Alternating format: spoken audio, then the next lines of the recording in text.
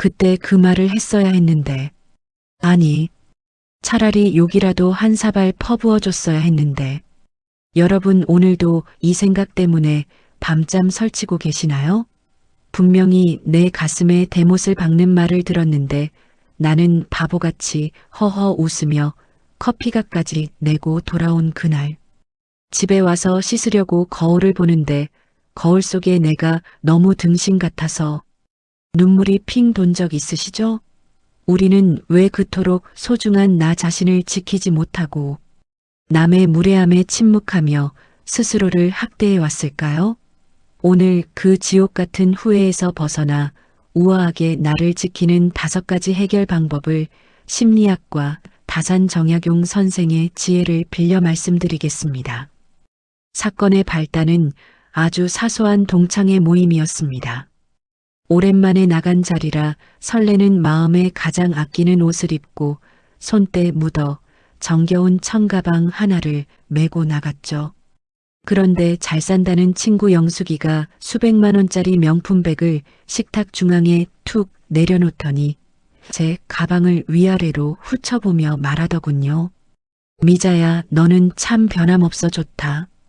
근데 이제 우리 나이엔 이런 거 하나쯤 들어줘야 기 안 죽어. 너 정도 형편에 왜 이렇게 궁상맞게 사니? 거기서 끝이 아니었습니다.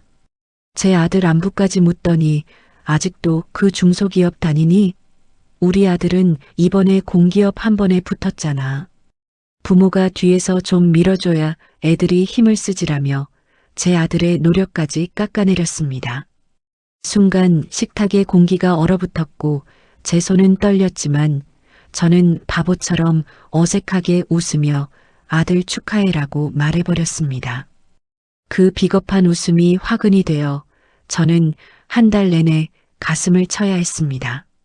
자려고 누우면 그 가방과 그 눈빛이 천장에 어른거려 이불을 걷어찼죠. 그러던 어느 날 밤이었습니다. 잠이 오지 않아 책장에서 먼지 쌓인 책 한 권을 꺼냈습니다. 바로 다산정약용 선생의 가르침이 담긴 글이었죠. 그 책의 첫 장을 넘기자마자 저는 마치 벼락을 맞은 듯 멈춰 섰습니다. 선생은 유배지의 그 척박한 땅에서 200년 뒤의 저를 향해 이렇게 꾸짖고 계셨습니다. 나를 무시하는 자를 방치하는 것은 나 스스로를 버리는 것이다. 그 문장을 읽는 순간 깨달았습니다. 내가 동창회에서 느낀 그 지독한 분노는 영숙이 때문이 아니라 나를 지키지 못한 나를 향한 비명이었다는 것을요. 저는 그날 밤 뜬 눈으로 밤을 지새우며 심리학 서적들을 뒤졌습니다. 왜 나는 그때 입을 닫았는지, 그리고 어떻게 해야 다시는 이런 수모를 당하지 않을지 미친 듯이 답을 찾기 시작했습니다. 그렇게 찾아낸 5가지 인생의 열쇠를 이제 여러분과 나누려 합니다. 첫 번째 해결 방법은 내 안에 남은 감정의 부채를 청산하는 것입니다. 심리학에는 자이가르닉 효과라는 게 있습니다. 우리 뇌는 미완성된 일이나 해결되지 않은 감정을 끝까지 기억해내는 습성이 있죠. 저는 먼저 영숙이에 대한 미움을 끝내기로 했습니다. 그녀가 무례했던 건 그녀의 인격 문제지 내 가방의 문제가 아니었으니까요. 제가 마음의 부채를 털고 당당해지자 신기한 일이 일어났습니다. 다음 모임에서 만난 영숙이가 또다시 가방 이야기를 꺼내려 할 때 제가 먼저 밝게 웃으며 인사했거든요. 영수가 지난번에 내가 한 말 덕분에 나를 돌아보는 계기가 됐어. 고마워. 예상치 못한 제 반응에 영숙이는 오히려 당황하며 입을 떼지 못하더군요. 선생이 말씀하신 대로 나를 방치한 비겁함을 인정하고 종결짓는 순간 상대의 공격력은 사라지기 시작합니다.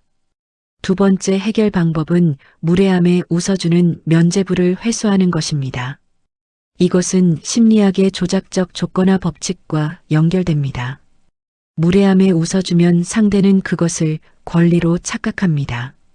영숙이가 이번엔 은근슬쩍 아들 직장 이야기를 꺼내며 공기업 다니는 우리 아들이 이번에 라고 운을 뗄 때 저는 더 이상 웃어주지 않았습니다. 대신 무표정하게 그녀를 가만히 바라보았죠. 침묵은 가장 강력한 언어입니다. 영숙이는 제 차가운 반응에 당황한 듯 말을 더듬기 시작했습니다.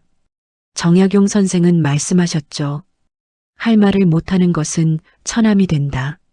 제가 웃음을 거두자 영숙이는 비로소 자신의 말이 누군가에게 상처가 될 수 있다는 사실을 본능적으로 감지하기 시작했습니다. 세 번째 해결 방법은 타인의 시선이라는 가상의 감옥에서 탈출하는 것입니다. 우리는 스포트라이트 효과 때문에 남들의 눈치를 봅니다. 하지만 제가 영숙이의 눈치를 보지 않고 식사를 즐기자 분위기는 오히려 편안해졌습니다.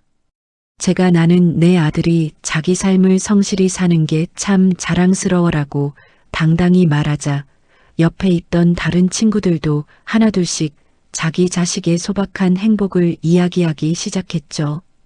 영숙이는 독점하던 주인공 자리를 잃고 잠시 멍해졌습니다. 다산 선생은 말씀하셨습니다. 위험 없는 자비는 조롱의 빌미를 제공한다. 제가 제 가치를 스스로 지키자 영숙이는 더 이상 저를 조롱할 수 없게 되었습니다. 네 번째 해결 방법은 내 가치를 결정하는 거울을 바꾸는 것입니다. 심리학의 거울 뉴런 법칙에 따라 제가 영숙이를 공격자가 아닌 결핍이 있는 친구로 바라봐주기 시작했습니다. 제가 3초간 응시한 뒤 영수가 너는 가방보다 내가 더 행복했으면 좋겠어 라고 말했을 때 영숙이의 눈동자가 흔들리는 것을 보았습니다. 이것이 프레임 전환의 힘입니다. 물질이 아닌 존재의 가치로 대화의 틀을 바꾸자 영숙이는 처음으로 부끄러움을 느끼는 듯 했습니다. 그날 이후 영숙이는 더 이상 명품 로고를 내세우며 남을 깎아내리지 않았습니다. 오히려 미자 너를 보면 마음이 편해진다며 조금씩 자신의 진심 어린 고민을 털어놓기 시작했죠. 정약용 선생의 말씀처럼 제가 저를 귀하게 여기자 영숙이조차 저를 귀하게 대접하기 시작한 것입니다. 다섯 번째 해결 방법은 내가 살아온 세월의 훈장을 스스로 인정하는 것입니다. 마지막으로 심리학의 인지 부조화에서 벗어나 제가 가진 것들을 사랑하기로 했습니다. 제 낡은 가방은 자식들을 키워낸 영광의 흔적입니다. 제가 제 삶을 긍정하자 영숙이도 제 청가방을 보며 그 가방 참 가볍고 실용적이네라며 처음으로 진심 섞인 칭찬을 건넸습니다. 누군가를 바꾸는 가장 빠른 방법은 내가 먼저 단단해지는 것입니다. 다산 선생은 말씀하셨습니다. 오직 스스로를 귀하게 여기지 않는 자만이 진정으로 천한 자다. 제가 스스로를 명품으로 대접하자 세상의 시선이 바뀌었습니다. 최종 결론 당신의 인생은 그 자체로 이미 완성본입니다. 자, 여러분 이제 긴 여정의 끝에서 우리 자신에게 물어봅시다. 무례했던 영숙이가 변한 이유가 무엇일까요? 제가 화를 내서일까요? 아닙니다. 제가 제 안의 존엄을 바로 세웠기 때문입니다. 다산 정약용 선생은 유배지에서 다 떨어진 옷을 입고도 당당하셨습니다.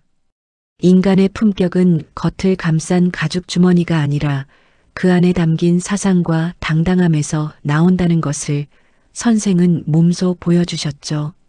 심리학이 말하는 모든 기법의 종착역도 결국 하나입니다. 바로 나 자신을 온전한 내 편으로 만드는 것입니다. 누군가 다시 여러분을 무시하려 든다면 당황하지 말고 3초의 침묵을 선물하세요. 그리고 영숙이에게 그랬던 것처럼 우아하게 거울을 비춰주세요. 구독자 여러분, 여러분은 그동안 충분히 잘 살아오셨고 지금 이 순간에도 충분히 아름답습니다. 오늘 영상이 위로가 되셨다면 구독과 좋아요로 함께 해주세요. 여러분의 당당한 내일을 진심으로 응원합니다. 시청해주셔서 감사합니다.